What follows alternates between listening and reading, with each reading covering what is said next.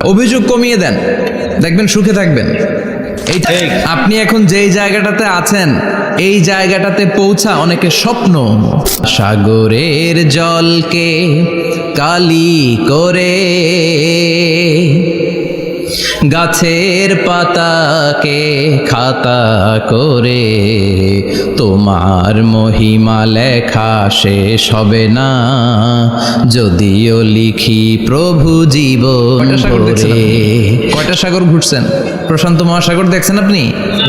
Atlantic মহাসাগর দেখেছি আমরা? দেখি নাই।